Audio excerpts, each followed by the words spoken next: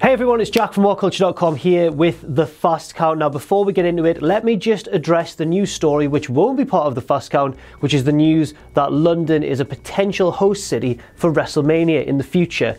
Why is this not a part of the Fast Count? Because I don't think it's really a good story, and I will explain why now. Basically, this story came from The Independent, a British newspaper, and they were doing a survey at WrestleMania 33 in Orlando where they were asking people, and bearing in mind it's a large international crowd, many people are English who go to WrestleMania, they were asking where people would like to see WrestleMania in the future. London was one of the main ones, and then they've released this story saying, oh, London's one of the potential WWE haven't said anything about London being so that's not going to feature on the Fast Count, even though I've just mentioned it now. So without any further ado, let's get into all the news from this week in the world of wrestling. I'm Jack, you're the viewer, this is WhatCulture.com, and this is the Fast Count. That was the cheesiest thing ever. First, let's start off with all of this week's WWE news. Could Triple H be frustrated with Vince McMahon? Wade Keller of PW Torch certainly thinks so. Apparently Triple H is getting frustrated with Vince because, as we know, Triple H is in charge of NXT, Vince McMahon is still in charge of the main roster, and Triple H feels, allegedly, that many NXT call-ups aren't getting the push they deserve, or at least the right sort of push, if that makes sense. If this is true, it's kind of obvious why Triple H is frustrated. For everyone who's been called up from NXT and gone on to be a huge success, like Seth Rollins for example, there's someone like Bayley or Sasha Banks who've kind of been up and down in terms of momentum, and then there's people like Enzo and Cass who've just started off quite hot and then just It'll be interesting to see how things change going forwards and whether more alleged frustrations will come to light between Triple H and Vince McMahon. I kind of, not in a morbid way, not in like a troublemaker sort of way, but I kind of hope this is true, because if anyone can put pressure on Vince and get him to listen and get him to push people who deserve it more, Triple H has got to be the man. He's the game. And he's married to his daughter. Next up, Paige appears to be training for a return to WWE. A recent Instagram video showed Paige like in the gym doing some pad work and stuff like that. And underneath she posted her training routine going forwards for the next few weeks or months or whatever. And it looked very intense. What could she possibly be training for? Probably a return to in-ring action. And you'd hope, you'd hope it would be at WWE, because it would be great to see Paige, after all the controversy and all this sort of stuff that she's been mired in over the past, it's getting on for about a year now.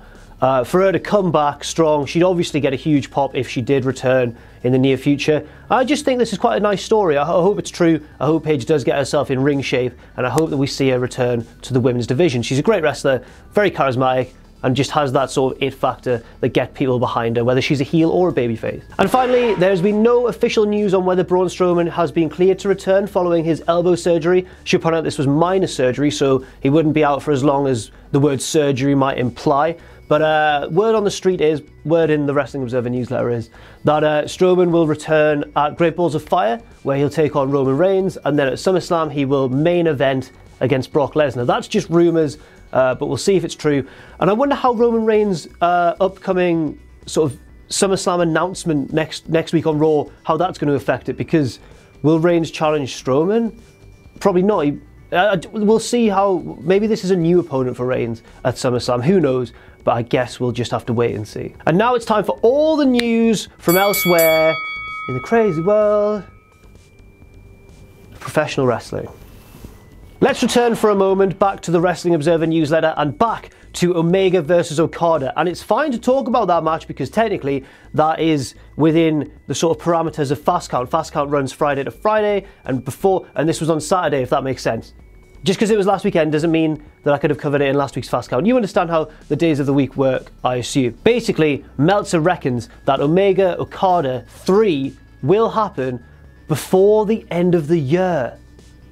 What? Yes, basically, apparently, Omega Okada 3 will happen in 2017. I'm gonna, and this is bold considering I'm 24, wildly inexperienced, I am, in wrestling journalistic terms, a virgin. I'm a sad that's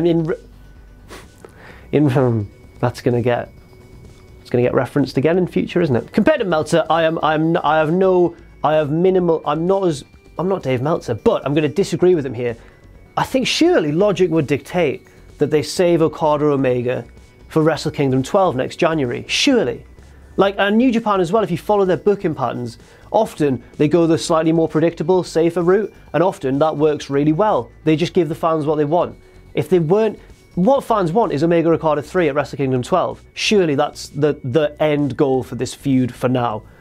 And instead, if they had it this year, I just think that's too soon. What do you think? I disagree with Meltzer. I feel like he's going to come and just sort me out with his rock solid abs. Apparently he's got better abs than Johnny Mundo. Did you hear this? Yes, I did. But not better than Evan Bourne. Not better. But he clarified that I've got better abs than Johnny Mundo right now, but not better than Evan Bourne.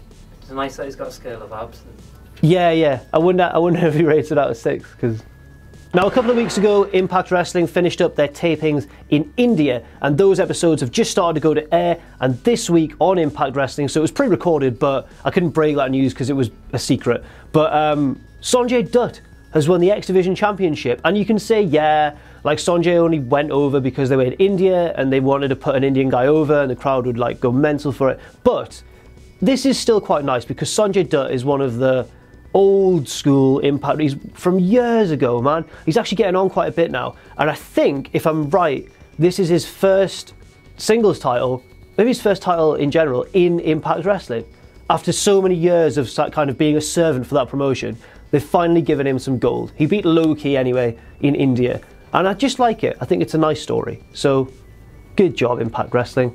You the man. And finally, some news from CZW. I don't think I've covered this promotion before on the Fast Count because they're kind of deathmatchy and trashy and stuff, but they actually had a storyline and it was good, and it featured one of the nicest psychopaths in professional wrestling, Jimmy Havoc. Jimmy Havoc went over to the US for Tournament of Death, their annual deathmatch tournament.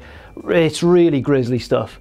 Like, if you're into that sort of thing, give it a watch, but oh, there's some nasty spots. Like, basically, Jimmy Havoc won. He won Tournament of Death as just kind of it was his first time in the tournament. He'd always spoken about how it was like a dream of his to go into the Tournament of Death and stuff. Like, he's got some weird dreams, man. But each to their own, and he won. And then he posted all over social media, and he was covered. He wore like all white attire, which I think was a deliberate choice, because then the blood of him and his opponents was all on there. It's really grim, but fair play, Jimmy. And he's wrestling for us today at the time of recording as well, in a hardcore match against Primate in WCBW. There's just no rest for wrestlers, is there, to be honest? Poor guy.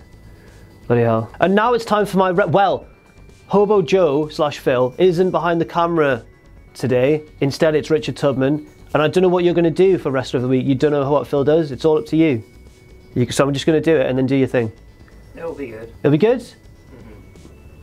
Why am I skeptical? So this is now time for my Wrestler of the Week.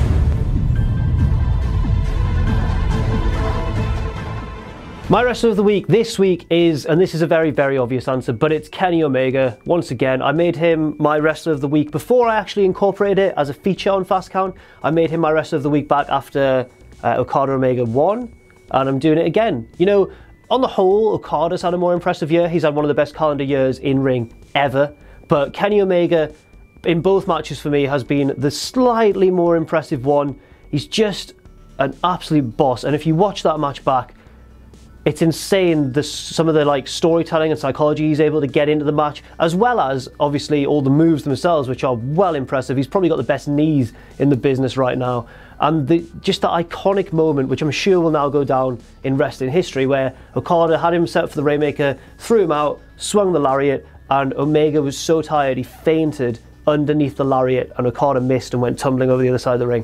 It was absolutely genius storytelling. Yeah, Kenny Omega's my Wrestler of the Week, and if you watch that match, it should be obvious why. So that's all for this week on the Fast Count. I've been Jack from WhatCulture.com. Thank you very much for watching. Leave your thoughts in the little comment section down below. There's not much more to say. I will see you soon.